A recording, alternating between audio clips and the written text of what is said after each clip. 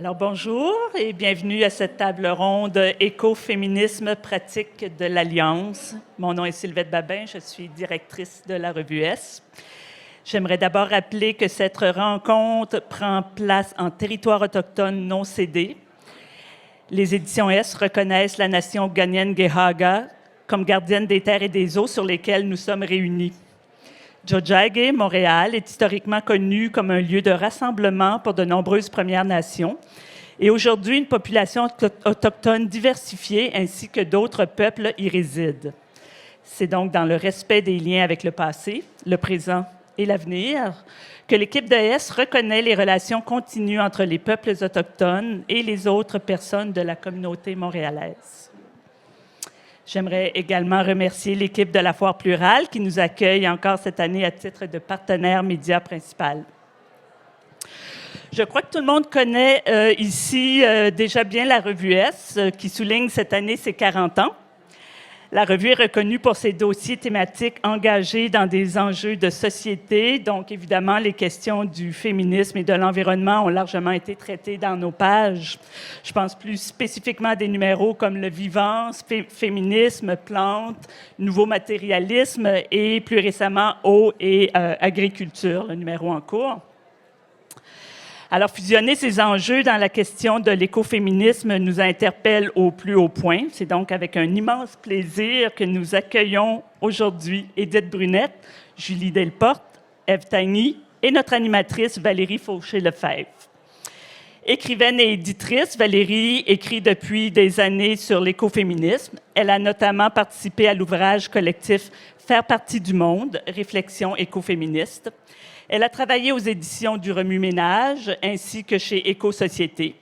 Elle est maintenant rédactrice en chef de la revue Liberté, qui se préoccupe de littérature, de théâtre, de cinéma, de philosophie et de tout ce qui relève de la réflexion et de la beauté, ce qui n'est en rien contradictoire avec le désir de s'arrimer aux politiques dans son sens le plus large.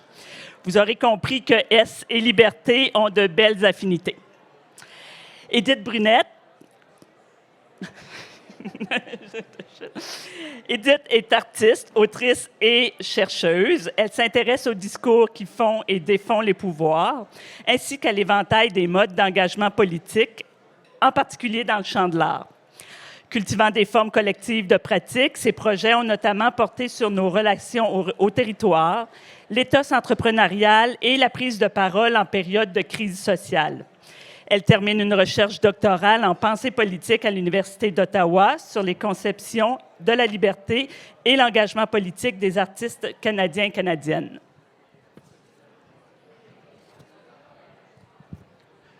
Julie Delporte est autrice et artiste multidisciplinaire. On lui doit plusieurs romans graphiques, dont Corps vivante et Moi aussi, je voulais l'emporter. Elle a également fait paraître un album jeunesse, Je suis un raton laveur, et un livre de poèmes illustrés avec des gravures à l'eau forte intitulé Décroissance sexuelle. Il lui arrive d'écrire des essais littéraires, d'explorer différentes techniques d'impression, de publier des fanzines ou encore de fabriquer des pièces en céramique. Et Ève Tanguy s'intéresse à la nature, particulièrement au cycle, au rythme, aux formes et aux matériaux qui la modulent. Conjuguant performance, vidéo et installation, sa pratique se déploie principalement autour de la figure du jardin, qu'elle considère comme un espace à la fois naturel et théâtral, ancré dans des dynamiques de pouvoir et des histoires coloniales. Les œuvres qui en découlent, irriguées par des recherches méticuleuses, abordent le colonialisme, la souveraineté corporelle, le labeur et le désir, afin de déboulonner l'hégémonie du récit occidental à l'égard de la notion de nature. Merci à vous quatre d'avoir accepté notre invitation. À tous et à toutes, je vous souhaite un moment riche en réflexion écoféministe.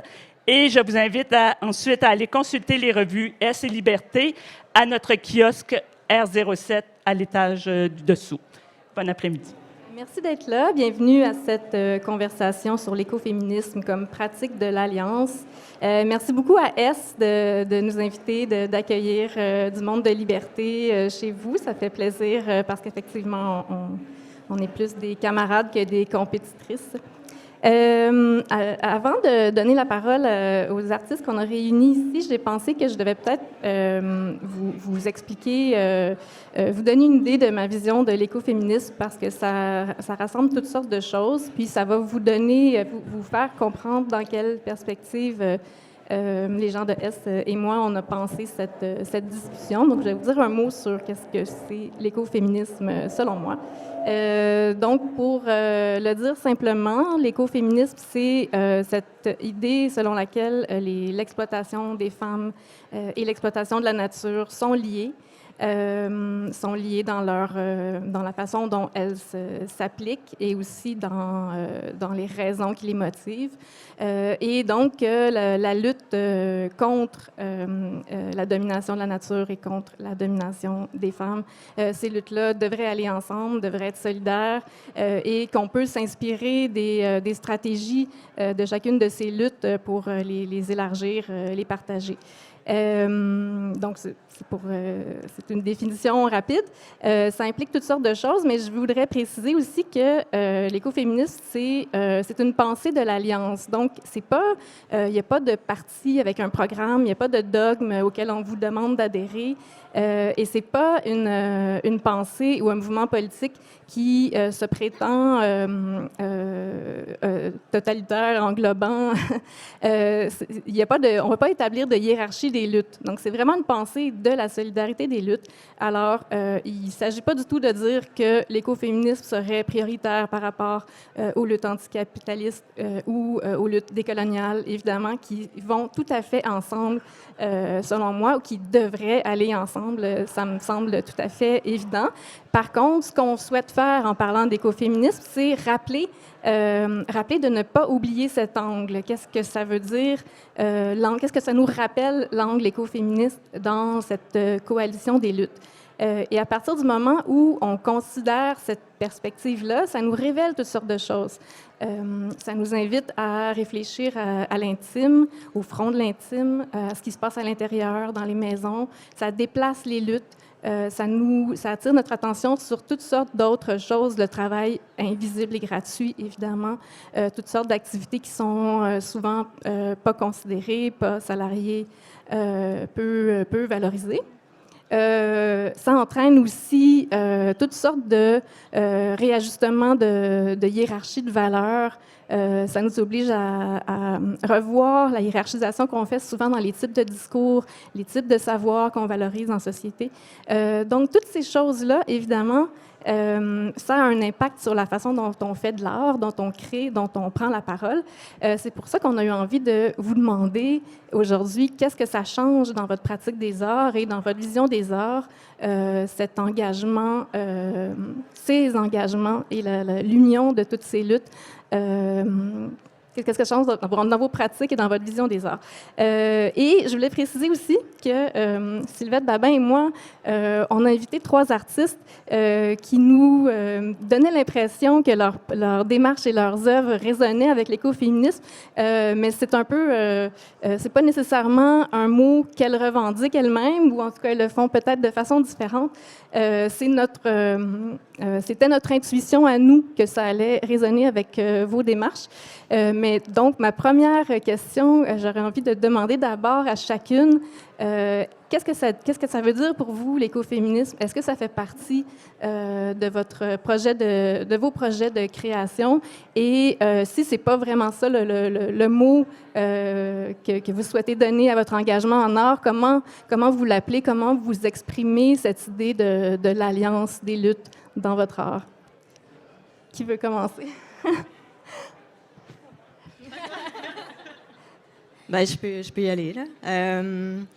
Alors, la réponse à ta première question, c'est non. C'est pas un terme que j'utilise. J'ai fait un peu de lecture là-dessus avant l'invitation. Je veux dire, avant même de recevoir l'invitation. Un peu par sympathie, finalement, pour chacun des 2 mots qui forment le terme écoféministe. Donc, à la fois, je pense que je me reconnais autant dans un engagement écologiste que clairement dans une approche ou une pratique féministe. Je pense qu'il y a des connotations au terme qui colle au terme écoféministe. Fait évidemment, dans le pire des cas, il y a une connotation, puis même une réalité des pensées écoféministes qui sont parfois un peu essentialistes. Donc, c'est-à-dire qu'il y a une partie du mouvement ou des mouvements écoféministes qui ont lié les femmes et la nature à cause d'une naissance commune, en fait, qui les aurait rejoints, mais je pense qu'on peut vraiment se rallier à d'autres versions ou d'autres visions de l'écoféminisme qui vont plutôt dire qu'il y a une convergence qui est historique, en fait, parce que, en fait, à travers l'histoire occidentale, puis en particulier à partir de la modernité, bien, il y a une scission qui a été opérée entre nature et culture, qui est vraiment fondamentale dans notre société encore aujourd'hui, puis dans laquelle bien, on a rallié les femmes à la nature, puis bon, les hommes à la culture. Puis ce clivage-là, en fait, est ce qui a permis aux hommes, et en particulier aux hommes blancs, de détruire justement tout ce qui est vivant. Donc ça, c'est la petite partie théorique. Mais pour revenir à ma pratique, ou pour aller à ma pratique, disons, je pense que toute la notion d'engagement, de lutte, puis de travail collectif, en fait, du fait qu'il faut travailler en alliance si on veut arriver à une progression sociale ou politique quelconque, puis notamment toute l'approche, justement, intersectionnelle, finalement, de l'écoféminisme qui inclut, en fait, dans ses meilleures versions, des luttes intersectionnelles aussi avec les personnes, en fait, tous les groupes qui ont été marginalisés, incluant les personnes racisées ou autochtones ou queer. Cette partie-là me parle certainement beaucoup. Puis j'essaie de la traduire, en fait, dans des pratiques qui vont justement pas être basées sur ma voix individuelle, mais sur des connexions, en fait, des tentatives de connexion constantes.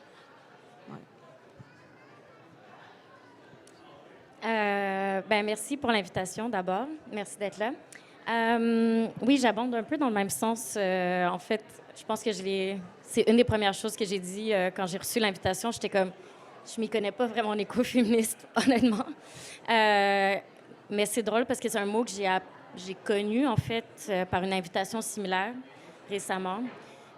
Donc, j'ai comme un peu fait des recherches et tout, mais c'est pas un mot où je suis arrivée moi-même, disons. Fait que je trouve ça intéressant que ce mot-là, en tout cas peut-être ma pratique arrive à l'esprit de certaines personnes, alors que ce mot-là n'est pas arrivé à mon esprit à moi. Cela dit, je pense que sans connaître vraiment comme le contenu théorique de ce que j'ai regardé, c'est sûr que je pense que dans ma pratique, qui découle quand même vraiment de mon vécu, des fois j'ai un peu soit de gêne ou de difficulté à comme clamer certains mots, certains termes aussi, même si je m'y identifie, je veux pas nécessairement le dire avec les mots. Puis pour moi, c'est un peu comme de facto où ma pratique est féministe parce que j'ai été comme socialisée en tant que femme, puis c'est comme impossible d'imaginer que ça pourrait être quoi que ce soit d'autre, d'une certaine façon. Donc, c'est un peu comme une posture pour moi qui est tellement fondamentale que, of course, tout ce que je fais après découle de ça. Ensuite, je pense au niveau de la relation avec la nature, c'est vraiment, pour moi, je suis dans une posture, je pense, de désapprentissage, vraiment, où j'ai grandi principalement en milieu urbain. C'est ça, j'ai grandi sur un territoire non cédé, mais je suis aussi issue de l'immigration, mais aussi d'une histoire genre de colonisateur français. Donc, je pense qu'il y a comme une tension que j'essaie d'explorer de façon très, disons, pas nécessairement authentique, mais humble et comme d'être juste comme, OK, comment est-ce que je désapprends justement ma vision de moi-même ayant pas d'impact sur mon environnement, ou comment est-ce que j'observe juste mon impact ou ma relation, ou est-ce que je suis à l'écoute ou est-ce que je suis pas à l'écoute. Puis je dirais que mon angle principal vraiment d'approche est peut-être plus... je pense que le facteur principal pour moi d'expérience de vie est vraiment d'être une personne racisée au Québec. Je dirais que mon plus grand facteur d'oppression, c'est ça, avant d'être femme. Puis quand tu regardes les chiffres aussi, tu es vraiment comme... Ouais, genre, c'est vraiment ça, systématiquement, systémiquement aussi. Donc, je pense qu'il y a vraiment plus comme cette cette idée de comme, la décolonialité, comment ça affecte, je pense, vraiment les personnes noires, les personnes racisées. C'est vraiment ça qui est peut-être plus au cœur de ma pratique. Donc voilà, c'est un peu comme ça que je relate à l'écoféminisme. Merci. Moi non plus, c'est pas un terme. Je pourrais pas dire je suis écoféministe.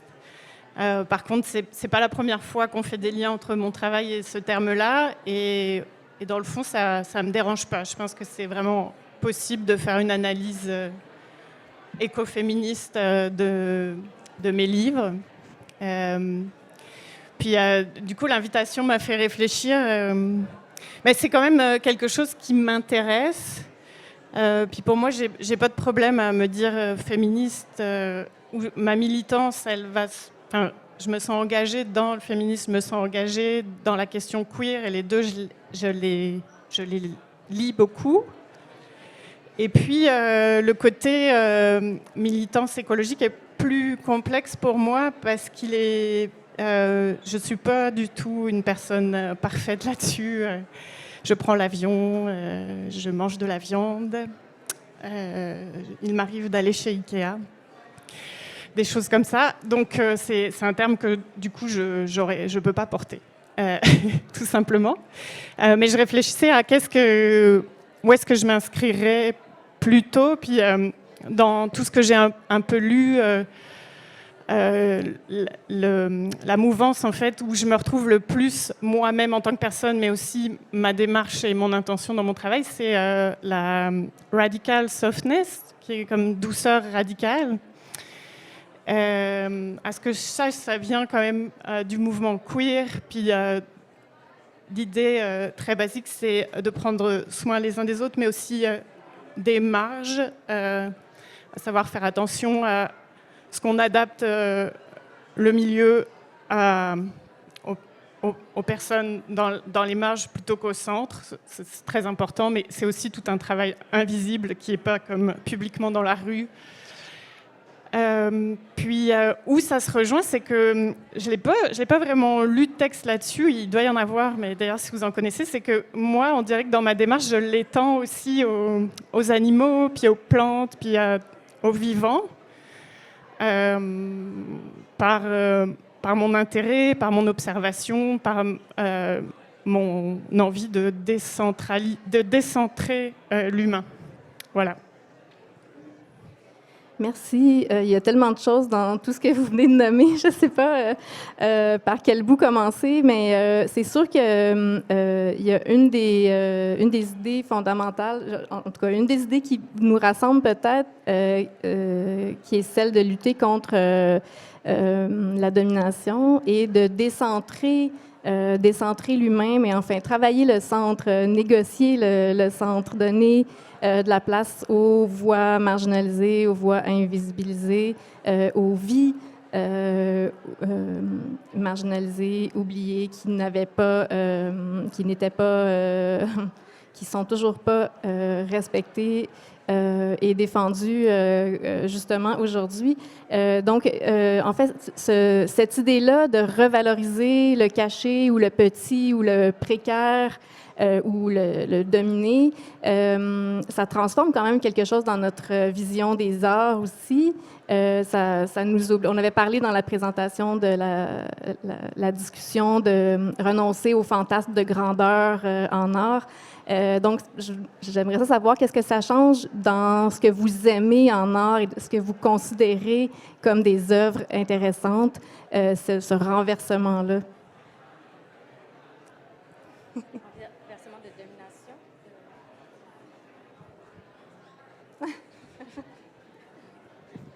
Ben, je peux dire un mot là-dessus, mais je pense que principalement, ça m'amène à m'intéresser puis à reproduire, en tout cas, ou à chercher des pratiques qui sont assez peu valorisées dans le milieu de l'art, en tout cas sur le marché de l'art. Je pense qu'il y a... ma pratique, elle est beaucoup orientée vers le collectif, vers la création de liens, la création de paroles collectives aussi, d'événements, il y a du performatif. Donc, parce que je veux qu'il y ait quelque chose qui se passe, en fait, qui soit pas juste de l'ordre de la représentation. Je suis vraiment pas la seule personne qui fonctionne comme ça. Je pense qu'il y a beaucoup de gens dans le milieu qui cherchent ce genre de propositions-là, qui des fois se rapprochent un peu des arts vivants parce que c'est des occasions justement de quitter le monde de la représentation pour rentrer dans la création de liens concrets. Mais ce ne sont pas le genre de pratiques qui se vendent nécessairement bien. Puis je le mentionne parce qu'on est dans un événement commercial d'art, le genre d'endroit où je me retrouve jamais personnellement, et où beaucoup d'artistes ne circulent pas ou peu. Donc je pense, mais en fait ce que je veux dire avec ça, c'est qu'il y a vraiment une friction en fait entre, je pense, le type de pratique peut-être qu'on essaye de cultiver, qui résonne mal, en fait, avec le genre d'attente que le milieu de l'art, en tout cas dans ses structures plus institutionnelles et commerciales, recherche. Et donc, ben, on finit par cultiver des formes de marginalité choisie, en fait. Mais je veux dire, c'est les seuls endroits où il peut se passer quelque chose. Puis peut-être que la marge aussi, c'est l'endroit où on se donne la permission d'être beaucoup plus actif, beaucoup plus affirmatif et de s'inquiéter un peu moins, en fait, du genre de résonance qu'on va avoir avec un milieu spécifique qui est le milieu institutionnel de l'art, qui est un milieu le fun à certains égards, mais où il se passe pas grand-chose sur le plan politique, sauf par rebond, finalement. Si je peux me permettre. Je pense que j'abonde encore une fois dans le même sens. Puis j'ai pensé beaucoup à ça aussi. Au niveau de ta question, je ne sais pas si c'est exactement ça précisément, mais je pense que je suis vraiment aussi dans un moment où, en fait, disons que j'ai beaucoup de troubles, justement, à trouver une balance entre, justement, on est dans une foire, on est quand même dans... C'est comme s'il y a deux pans. Il y a la pratique de l'art, mais il y a aussi comme le milieu et l'industrie, tu sais. Puis elle est quand même... il y a toutes ces questions où... C'est quand même basé aussi sur une idée de production, tu sais. Puis je pense que le milieu de l'art, des arts visuels, en tout cas, le contrat, tu sais, c'est que tu présentes ou t'es acheté tant que tu produis, tu sais. On est intéressé à toi tant que tu produis. Puis il y a comme toutes ces questions de labeur des artistes qui est comme pas reconnu, qui est jamais, tu sais, on n'est pas rémunéré à l'heure. Donc toute cette question aussi de valeur aussi, comme de l'art ou du travail, puis de dire qu'on peut vendre des œuvres d'art. Déjà, on est tellement inscrite dans une dynamique, justement, capitaliste que c'est comme... Pour moi, j'ai vraiment de la difficulté à lier comme, OK, pourquoi je fais ça? C'est quoi, justement, le care que je cherche là-dedans? C'est quoi, tu sais, je fais des installations, là, avec de la paille puis de la terre. C'est comme... Dans une institution muséale, c'est ridicule. Parce que les gens aiment le travail, mais dès que j'amène de la terre dans une institution qui a une collection, il faut la congeler 2 semaines pour tuer tout ce qui est vivant à l'intérieur, tu sais. Parce que tu peux pas avoir des insectes, tu peux pas avoir de la contamination. Donc, même l'idée de mon travail, en fait, comme à l'essence, il faut que je la tue avant de pouvoir comme l'exposer puis en parler, tu sais. Donc, je suis quand même vraiment tout le temps dans une espèce de... Je sais pas si c'est une ironie ou comme une... Donc, je sais pas, je n'ai pas de résolution en ce moment. Je pense que c'est des questions qui sont vraiment... C'est les miennes, mais c'est aussi celles de vraiment beaucoup d'artistes. Donc oui, de faire de la performance, par exemple, d'être dans le vivant, d'être dans le lien. C'est vraiment pour moi des questions où, OK, comment est-ce que ça peut être ce qui me motive, ce qui me mène, ce qui comme fait que je crée des communautés autour de moi, que j'en prends soin aussi, que je prends soin de moi-même, mais que je suis très consciente qu'il faut aussi que je fais aussi partie d'un espèce de système ou un espèce de jeu où comme c'est pas que c'est ça, faire de la performance ou faire ces choses-là ou des installations qui ne se répètent pas, se traduisent pas en sustaining myself, like physically and financially. Donc, c'est ça, il y a un peu comme cette balance qui est... Je sais pas si c'est possible. Veux-tu intervenir là-dessus, Julie, aussi? Moi, je fais de la bande dessinée. Alors déjà, le terme, c'est ça, je suis ici, en tout cas, dans une certaine marge. Et même au sein de la bande dessinée, on me dit parfois que je ne fais pas de la bande dessinée, donc je me sens un peu Mais ce qui m'intéresse beaucoup, c'est moi, je travaille surtout avec le dessin, en fait, même si dans ma pratique un peu plus dans l'espace, j'ai exploré la céramique ou l'impression, mais le dessin, ça reste quand même ce que je fais le plus, et avec l'écriture. Et en fait, ça m'intéresse de voir les dessins de tout un chacun qui ne dessinent pas d'une manière professionnelle, que ce soit des enfants, des adultes. Et j'ai du mal à les hiérarchiser. Parfois, c'est comme si, même je vois bien que ça fait longtemps que je travaille, par exemple, au crayon de couleur. Donc, quand je fais des œuvres au crayon de couleur maintenant, ça vient avec tout un savoir-faire, une technique, mais j'ai encore l'image de moi qui dessine dans mon carnet au début de ma pratique de manière très autodidacte. Et puis, vraiment, je souhaite que mon travail garde... on m'a souvent dit que ça donnait envie de faire de l'art quand on lit... je fais du fanzine aussi. C'est que je me suis professionnalisée. Je vis aujourd'hui mon art et il y a tout un engagement où c'est 100% de ma vie professionnelle, c'est de l'art. Mais je pratique quelque chose où j'ai envie que les gens se disent « Ah, je vais faire la même chose », même si ces gens qui voient ça n'ont pas de désir professionnel artiste. Je ne sais pas si c'est clair ce que je dis. Tu déplaces un peu l'art, tu l'enlèves de son piédestal un peu. Oui, c'est ça, mais tout en respectant le fait que des personnes qui sont artistes avec un engagement très important, il faut le reconnaître, mais je ne veux pas qu'il y ait une hiérarchie de ça c'est de l'art, ça c'en est pas. Voilà. Est-ce que je serais curieuse de vous entendre parler des obstacles, justement? Est-ce que vous vous faites beaucoup dire, j'entends que vous avez des projets qui ne correspondent pas aux attentes. Je sais que tu as dit que tu t'es fait dire que ce n'était pas de la BD, ce que tu fais. Est-ce qu'il y a encore beaucoup de résistance à ce genre de démarche? Est-ce qu'il y a un backlash? Je pense pas un backlash. Je pense qu'il y a un intérêt... Si je pense au niveau institutionnel, en tout cas, là, qui est peut-être celui dans lequel j'ai plus navigué dans les dernières années, je pense que, de facto, les conversations qu'on a au niveau de la société, puis le fait que, maintenant, tout le monde est un peu genre dans les éco-anxiétés, puis tout ça, donc, c'est quand même un sujet qui est très de l'avant, qui est très comme actuel. Donc, je pense que, of course, les institutions veulent refléter ça, puis les commissaires avec qui on travaille, tous sont intéressés là-dedans, mais il y a quand même toujours un peu c'est peut-être une période d'adaptation où justement, OK, on adore ton travail, t'as de la terre, puis c'est comme, ben oui, tu l'as vu, le travail des plantes, puis là, c'est comme, OK, comment est-ce qu'on amène ces choses-là dans un lieu qui a ses propres codes, ses propres fonctionnements, justement, puis qui est comme... qui accepte certaines formes de vie, mais pas d'autres, là. Certainement pas du non-humain, ou plus qu'humain.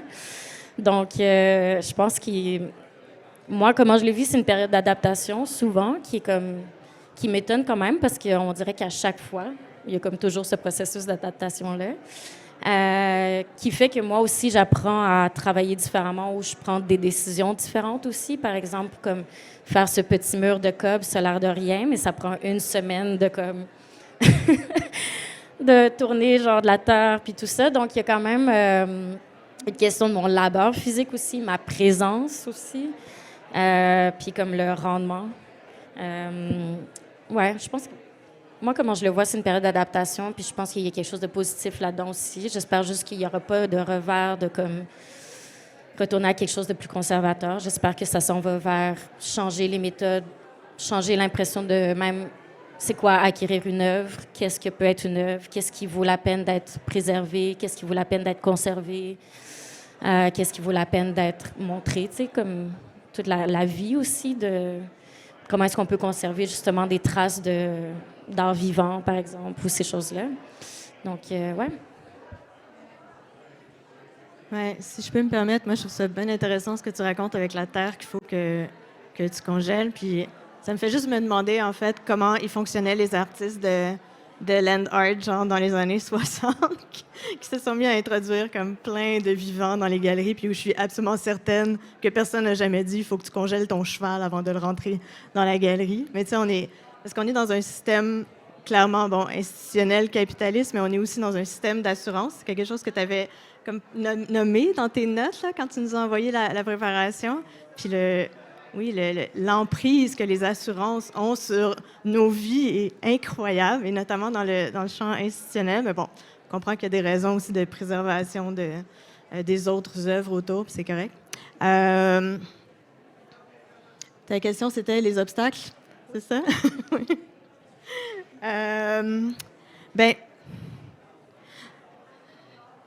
Moi, j'ai l'impression que présentement, il y a un foisonnement de pratiques que je trouve vraiment très exaltant dans le milieu de l'art, y compris dans des institutions muséales qui n'étaient pas du tout perméables à ça il y a quelques années à peine. Ça accompagne plein de changements politiques aussi qui visent davantage d'inclusion pour des bonnes et des mauvaises raisons. Puis, quand je dis mauvaises raisons, je veux dire que clairement, c'est pas les institutions qui ont pris le leadership là-dessus. Mais ça amène en fait un renouveau des perspectives parce que les pratiques des personnes qui ont été marginalisées ne sont pas les mêmes que les pratiques des personnes qui ont eu les accès à la visibilité, en fait, historiquement. Fait que ça permet, en fait, de détourner le regard de pratiques qui ont mis beaucoup d'attention sur l'individu, sur encore la figure du génie qui est encore présente aujourd'hui, même si ça fait comme 2 siècles de ça qu'on a créé le concept. Et donc, d'introduire des pratiques qui sont plus collectives, qui sont plus poreuses, qui prennent peut-être d'autres formes de risques. Puis ça, sur le plan politique, je trouve ça hyper porteur, puis j'espère que ça va durer, en fait. Fait que je suis plus... en tout cas, je suis plus enthousiaste présentement que... Même si les obstacles perdurent, j'ai l'impression qu'ils lèvent un peu, là. Oui, ça fait du bien. Oui, c'est ça. Je sais pas si j'ai quelque chose à dire. Sur les obstacles, non, t'es pas obligé. Non. Des fois, on est tanné de parler des obstacles. Non, mais c'est parce que, oui, c'est vrai que souvent, je tombe toujours entre les cracks. Par exemple, c'est pas de la bande dessinée, donc je vais pas être sélectionnée dans les prix de bande dessinée. Bon.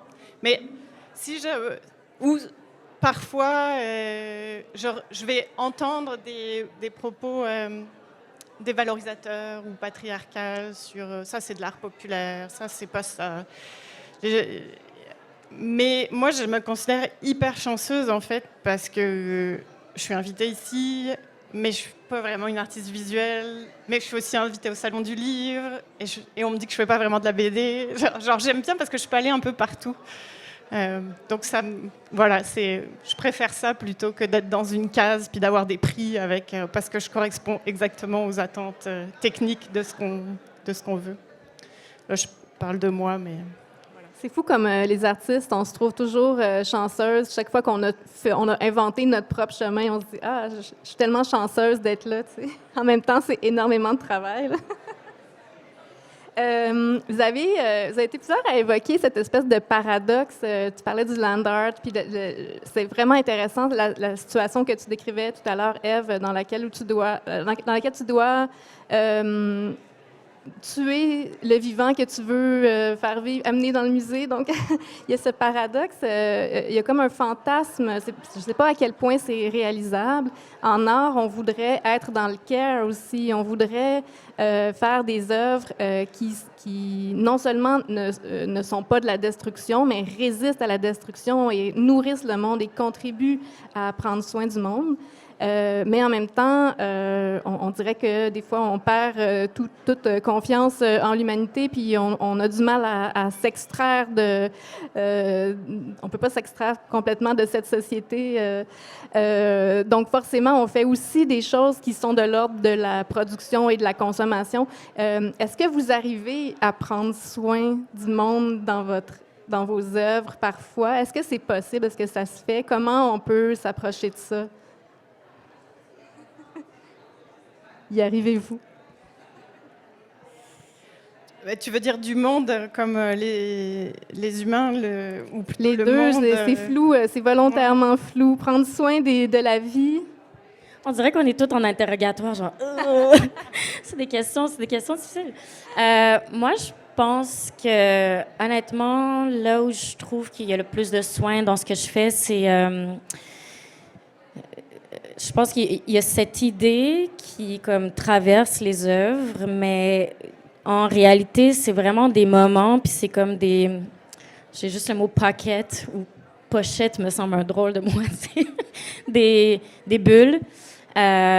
Puis des moments de communauté que je réussis à créer, surtout comme à travers, par exemple, soit un plus gros projet spécifique où j'ai une équipe, mais souvent comme à travers les projets de performance que je fais où là, tu es vraiment comme corps à corps, puis humain à humain, puis souffle à souffle et comme en conversation, soit par le corps, soit avec nos rires, nos mots.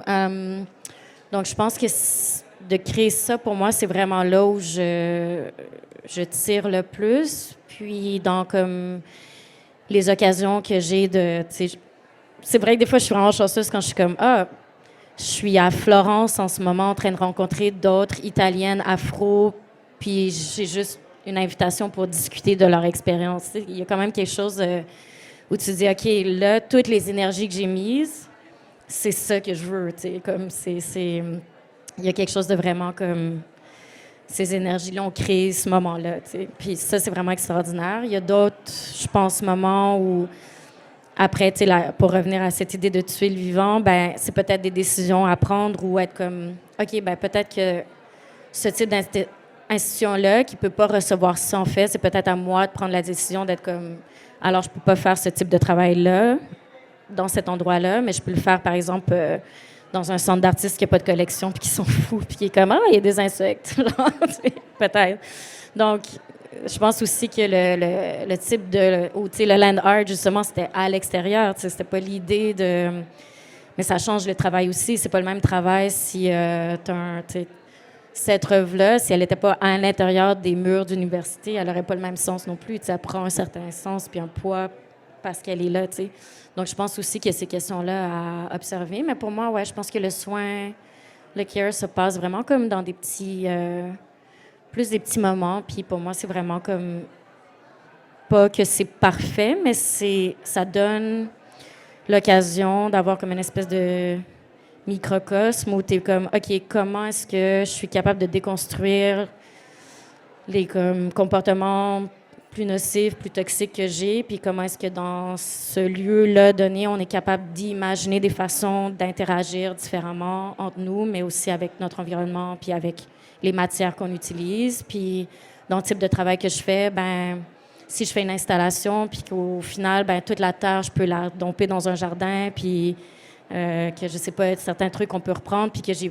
Souvent, tu sais, je finis, puis j'ai une petite boîte. J'ai pas vraiment créé tant d'objets, j'ai pas vraiment créé de déchets, tu sais. Donc, moi, c'est aussi une décision que je prends dans comment je travaille. C'est sûr que c'est pas rentable, mais je trouve que ça s'aligne quand même plus avec ma vision de comme pas juste participer à créer plus d'objets tout le temps qui vont comme venir mourir dans une foire ou je sais pas quoi. Mais j'ai l'impression que, c'est ça, il y a plein d'aspects importants quand on commence à réfléchir en termes de soins ou d'éthique de la relation. Puis, il y a ça, il y a tout le soin par rapport au monde, par rapport au vivant, qu'est-ce qu'on produit comme déchets, qu'est-ce qu'on consomme. Notre rapport au productivisme, au consumérisme est vraiment fondamental. Il y a aussi prendre soin de soi, en fait. Je pense qui est vraiment une question cruciale dans le monde de l'art. Je sais pas, je me demande s'il faut que je dise spécialement maintenant, parce que j'ai l'impression que ça a toujours été le cas, mais il y a des moments de crise aussi, puis on est clairement dans un moment où ça va pas très bien dans le monde de l'art pour les créateurs et les créatrices, parce qu'on manque de financement, puis donc... Je pense que c'est la question de voir jusqu'où tu vas dans l'investissement personnel ou dans le sacrifice.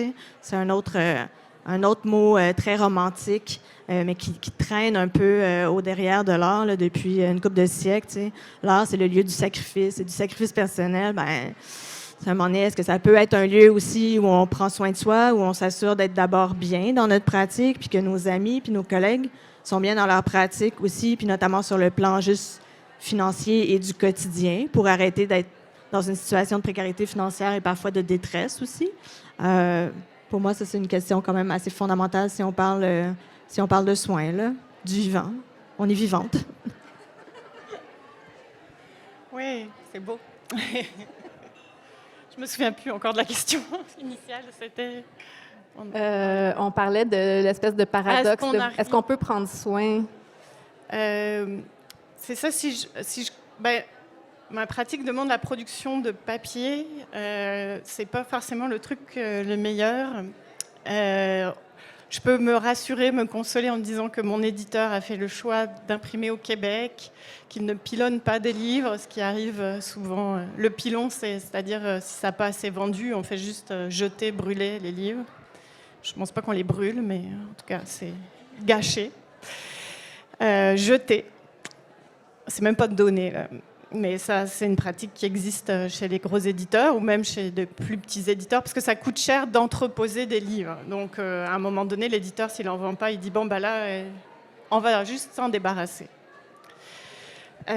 Donc, c'est des petites pratiques que mon éditeur fait, mais enfin, moi, là-dedans... Par contre, c'est sûr que, comme je disais au début, quand j'aime ce terme de radical softness, c'est vraiment avec ça en tête que j'écris, que je dessine. Aussi bien le dessin ou le contenu, il y a quelque chose d'un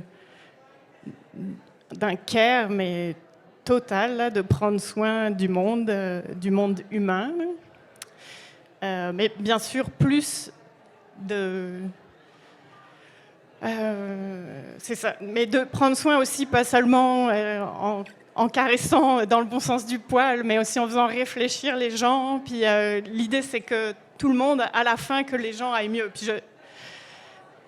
Mais je le fais en tout cas avec cette démarche-là, pour que la société, pour qu'il y ait plus de bien-être pour tout le monde à la fin. Merci. Le pilon, c'est même une pratique qui était classiquement encouragée par les subventionneurs. Là. Oui, parce qu'il fallait prouver qu'on avait un bon roulement comme éditeur, donc on était fortement incité à imprimer beaucoup et à pilonner beaucoup. Je pense que ça change quand même. Merci. J'ai peut-être une dernière question, mais après, on pourrait ouvrir s'il y a des gens qui ont envie d'intervenir. Je me pose la question de la transmission. En fait, j'imagine que vous avez déjà dû travailler fort pour retrouver des traditions artistiques qui n'étaient pas mises de l'avant dans les corpus classiques, qu'on ne vous enseignait pas nécessairement à la base et que vous vous êtes identifié à des traditions qui ont été... qu'on a invisibilisé. Je me demande comment on fait pour transmettre aujourd'hui encore des pratiques comme celles auxquelles vous vous intéressez, le travail avec la matière vivante ou avec des choses faites à la main. Est-ce qu'on n'est pas en train de souvent, les féministes font ça, on est des marginales qui travaillons avec des marginales, puis on se précarise sans cesse. Donc, je me demande comment faire pour transmettre, faire voir, faire valoir ces choses-là sans avoir une vision classique des corpus du pouvoir et de la reconnaissance. Là. Comment on fait pour transmettre ça?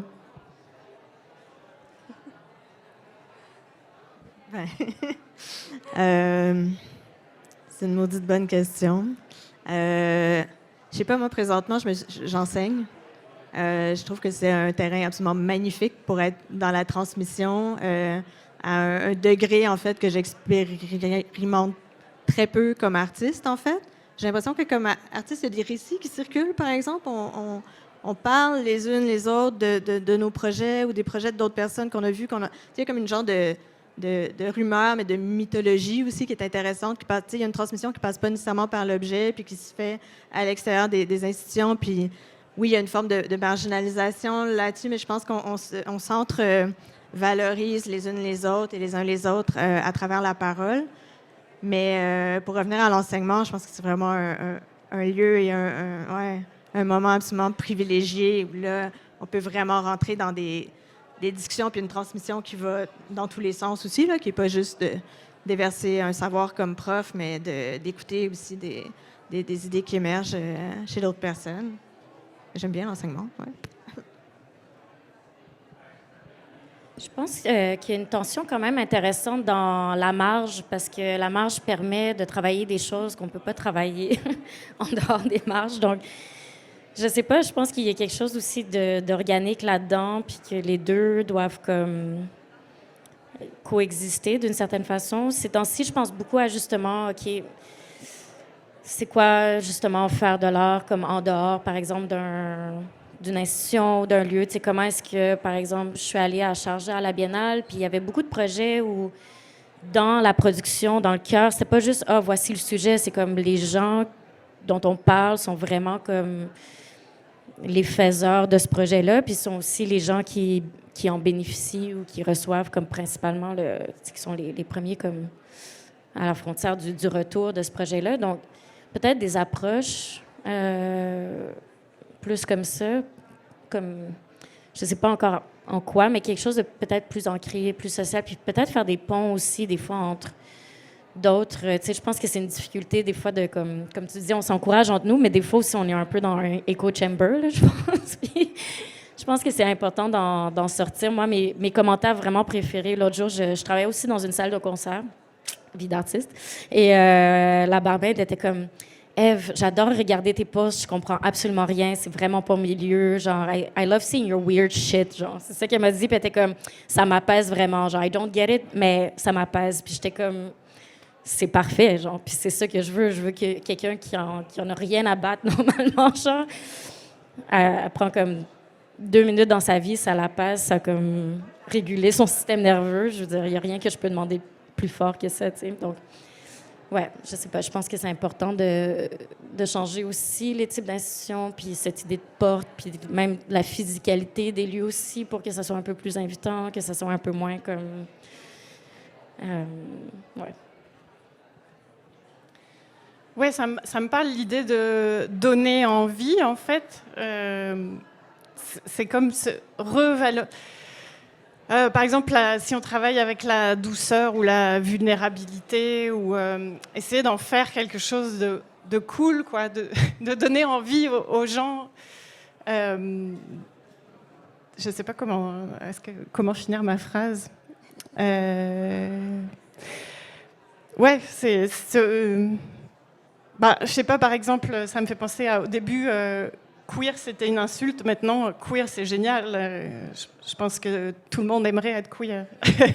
Mais c'est un peu ça. Je pense que j'ai envie de transmettre comme, ben oui, venez là, soyez éco-féministe, ou soyez écolo, soyez féministe, soyez queer, soyez doux, soyez vulnérable. Puis si je l'incarne d'une manière... vrai, radical, c'est peut-être le mot, j'ai l'impression que je vais donner envie aux gens de le faire aussi. J'espère. Merci. J'ai oublié de dire qu'on voyait vos œuvres défiler. En fait, j'imagine que tout le monde a compris, mais vous pourriez aussi réagir à ce que vous avez vu depuis le début de la discussion. Est-ce qu'il y a des gens qui ont des questions, des commentaires? Il y a un micro derrière.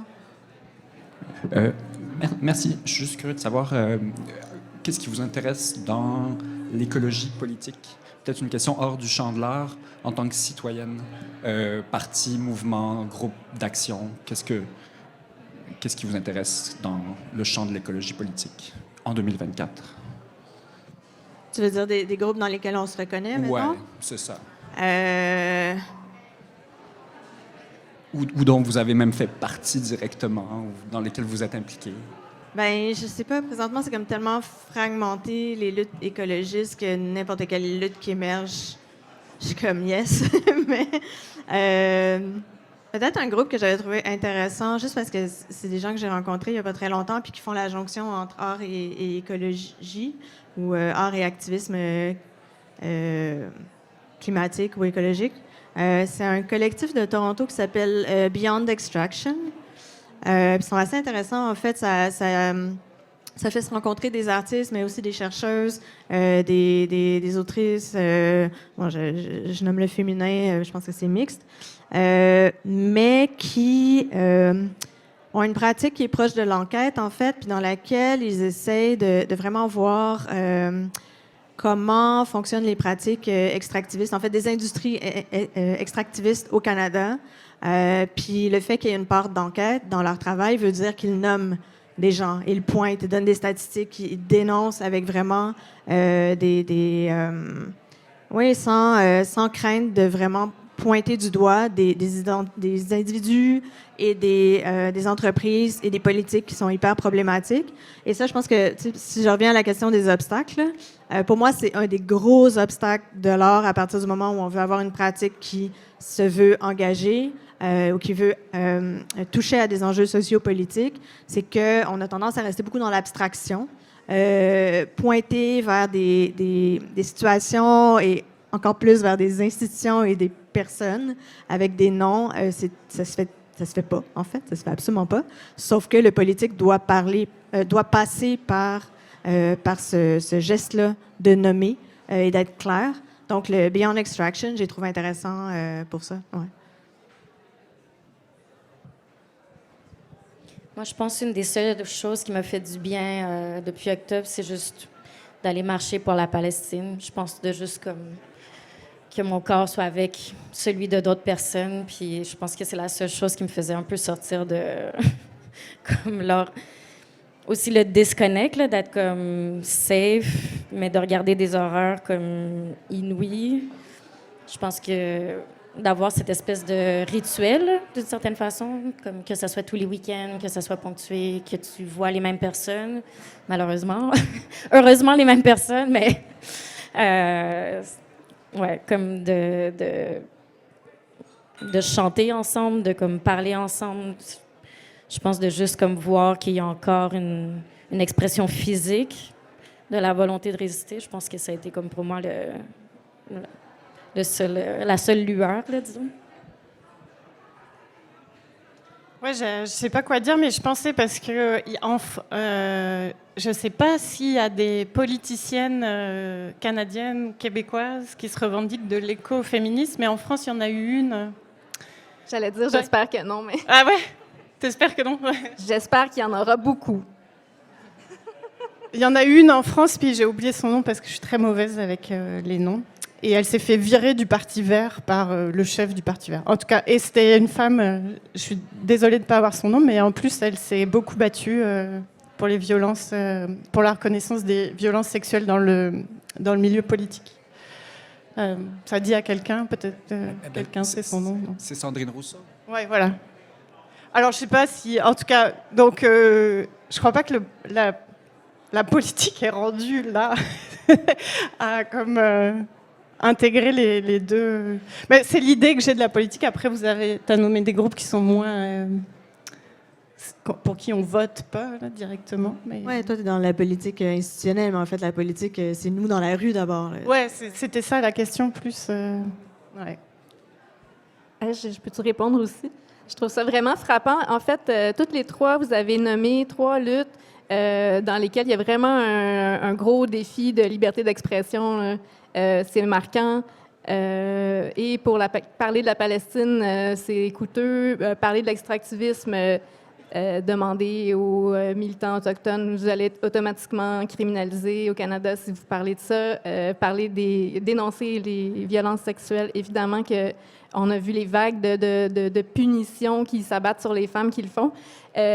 Donc, je trouve que c'est intéressant comme artiste. On voit que ça peut valoir la peine de joindre notre voix à ces mouvements-là. En fait, les gens qui maîtrisent l'art de l'image, l'art de la parole, on peut appuyer des gens qui seraient bâillonnés sinon. Donc, ça vaut vraiment la peine d'être là, je pense. J'aurais probablement dit les mêmes...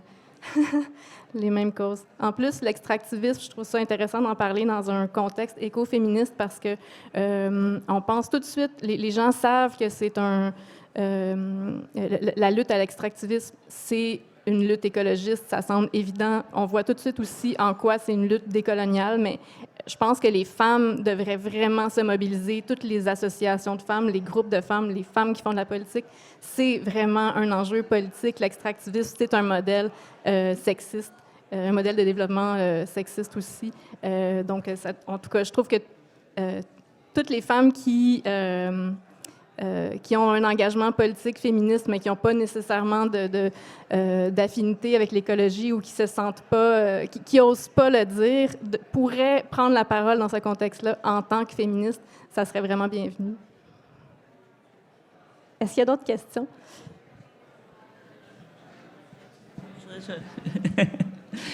Mais ça me fascine. Je reviens à ce que vous avez dit au début sur cette difficulté de se nommer, de s'ancrer dans un mot, ou tu disais, Édith, de ne pas pouvoir porter un thème parce que tu manges de la viande, par exemple. C'est moi qui ai dit ça. Ah, c'est toi, excuse-moi.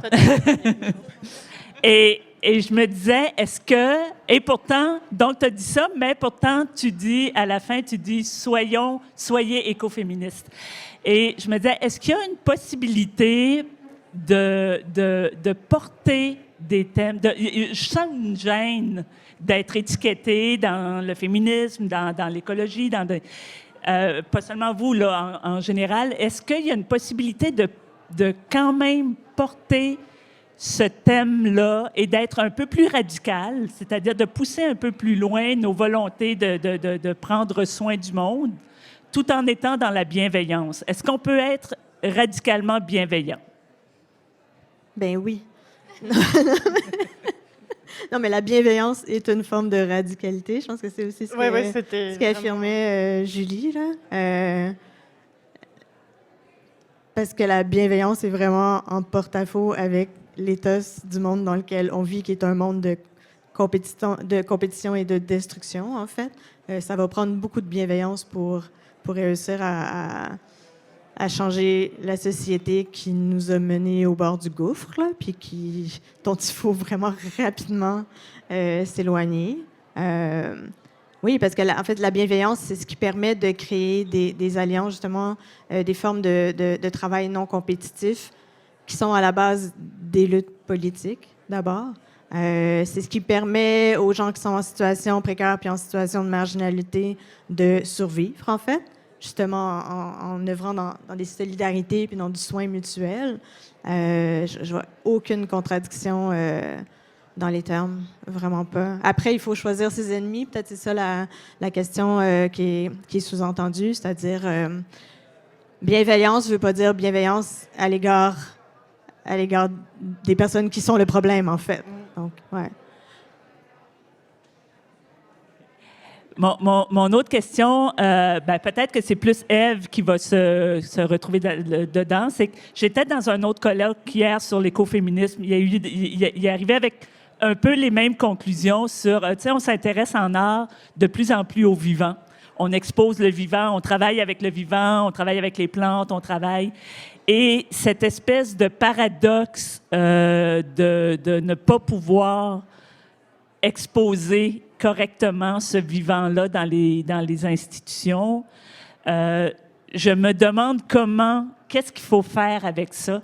Qu'est-ce qu'il faut? Est-ce qu'il va toujours falloir congeler tes œuvres?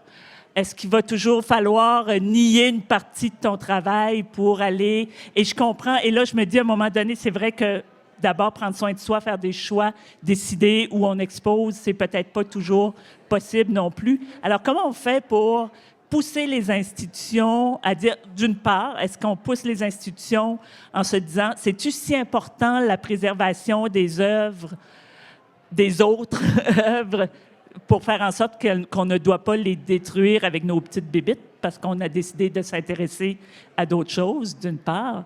Et d'autre part, est-ce qu'on ne devrait pas être encore une fois plus radical en disant, n'y allons pas avec ces œuvres? Pourquoi exposer ces œuvres-là dans des institutions et dans des musées? Peut-être qu'il serait temps de trouver d'autres façons de faire qui est toujours dans la compréhension que c'est peut-être pas toujours possible. Mais comment on deal avec ça? Je pense que tu as raison. Donc, peut-être que c'est le moment d'aller ailleurs. Mais je pense aussi que moi, je perçois ce travail-là comme une partie d'un travail plus large, tu sais. Puis, OK, peut-être que c'est pas le vivant comme tel, mais en même temps, oui, comme tu vois, au Musée des Beaux-Arts de Québec, j'ai mis de la terre qui a été congelée, puis elle a quand même germé parce qu'elle était contente d'avoir été congelée, puis là, il faisait chaud, puis elle était comme... Brrr! Puis... les- il y a quand même eu de la vie, en fait, puis il y a eu de la vie aussi que les gens apportent, puis... Bon, après, je pense que moi, comment je le vois, c'est une occasion où c'est une porte de réflexion, en fait. C'est un moment où les gens rentrent puis signent un contrat qui est différent de celui de la vie quotidienne. C'est celui de, OK, est-ce que je décide de prendre le temps? Est-ce que j'ai un langage qui est différent de celui de la vie de tous les jours? Puis, tu sais, on peut aller dans des propositions, puis de la spéculation, puis dans l'imaginaire, puis dans les possibilités, tu sais. Donc, pour moi, cet espace-là a été créé, il est offert. Tu le prends pas. T'en prends des éléments, t'en tires d'autres, tu sais. J'avais même pas réfléchi. Puis c'est une portion du travail qui est à faire à l'extérieur aussi. Tu sais, ça peut pas s'arrêter là. Je pense que si c'est seulement ça, ben il y a peut-être une forme de complaisance. Là, je parle de moi. Mais je pense en général aussi, effectivement, peut-être que après, la question est, OK, comment est-ce que je poursuis aussi ces réflexions-là puis ce travail-là à l'extérieur des institutions?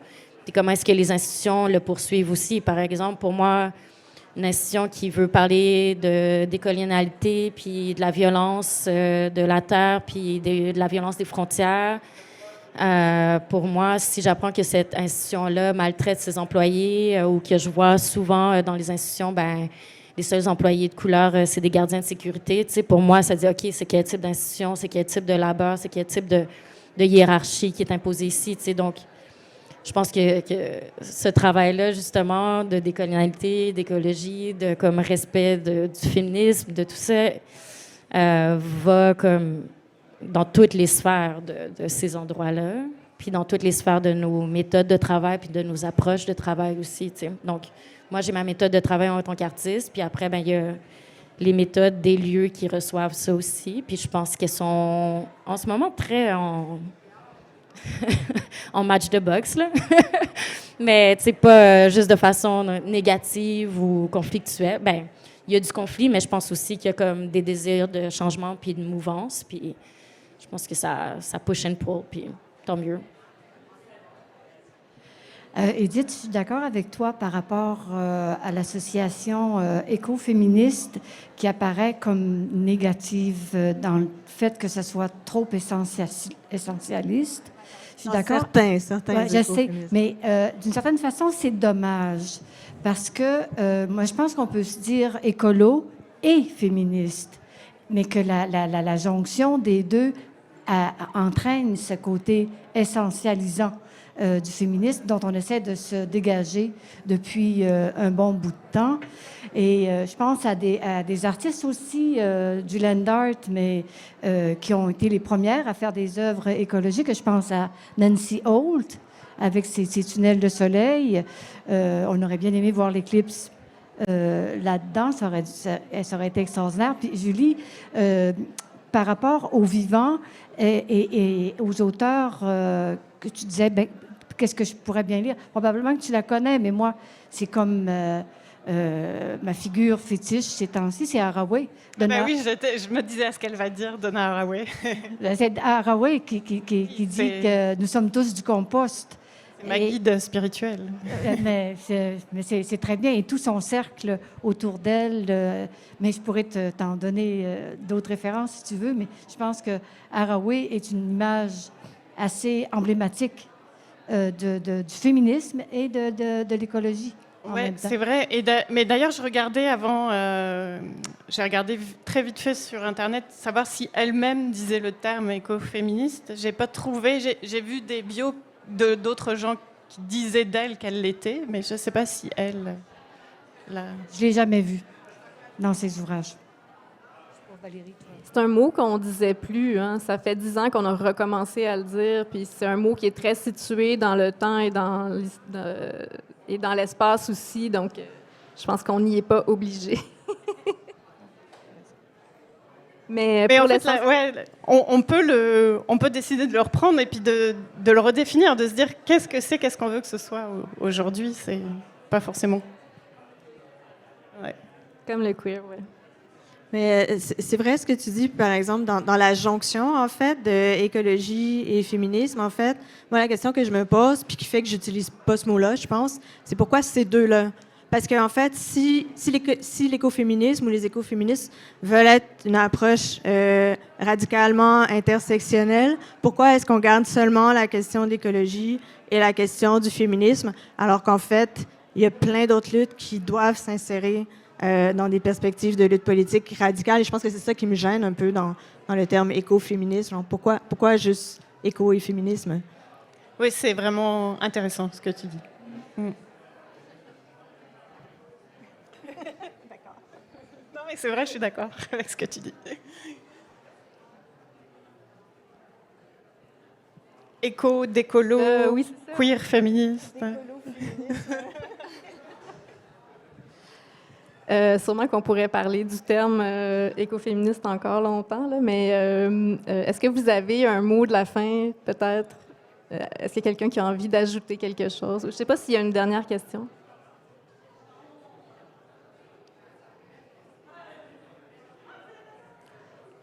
Pas de question. C'est la fin. Merci beaucoup. Merci.